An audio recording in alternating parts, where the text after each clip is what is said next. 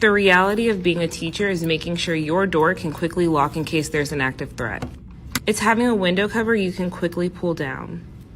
Loving natural sunlight but having to pull down your window cover so no one can see inside your classroom. Making sure your safe place is always clear and accessible in the case an active threat happens during your conference or lunch. Creating a plan for your students but knowing there are so many, well, what if they came in this way, or how can I hide 20 plus kids and keep them quiet when they're afraid? Heck, I'm afraid as I was never trained for this.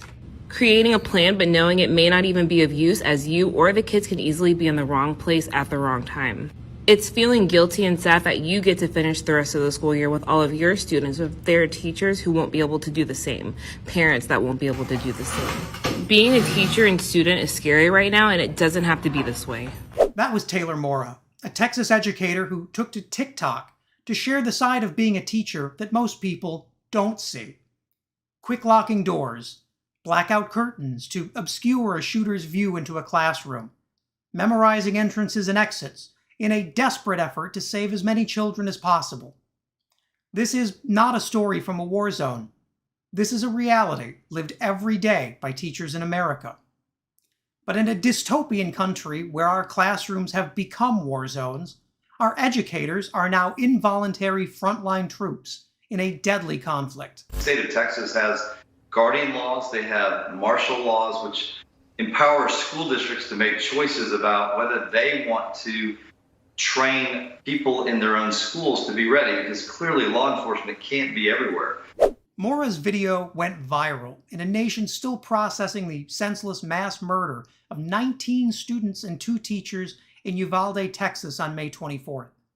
The video has since been viewed over 8 million times, drawing comments from viewers who don't understand how teachers can be asked to do such psychologically traumatizing work, yet are paid near poverty wages. And sadly, many comments came from other teachers, not to vent the anger and frustration they're feeling, but to ask Mora where they could buy some of the safety equipment that she demonstrated in the video. Even in grief, teachers around America are still seeking out every avenue to protect the students entrusted to their care.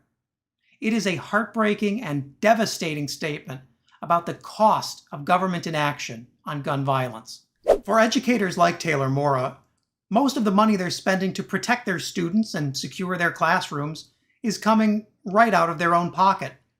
In a state like Colorado, where teachers make only about $46,000 a year, or Texas, where the rate is barely $52,000 a year, the average teacher can spend up to $2,000 on out-of-pocket supplies. That increasingly means buying equipment to turn their classrooms into hardened bunkers. If Republicans have their way, Taylor Mora will have one more thing to worry about while she's trying to teach. Colorado insurrectionist and Congresswoman Lauren Boebert wants Taylor to carry a gun. Boebert is one of a dozen Republicans calling on schools to arm teachers. Boebert believes that a terrified teacher with 1 week of weapons training and a 9mm pistol will take down a rampaging gunman, something even trained SWAT teams have struggled to do against gunmen wearing military body armor and firing high-powered rifles. In the GOP's Dream America, where teachers are busy armoring their classrooms and training at the gun range, we must ask, when will our teachers ever have time to teach?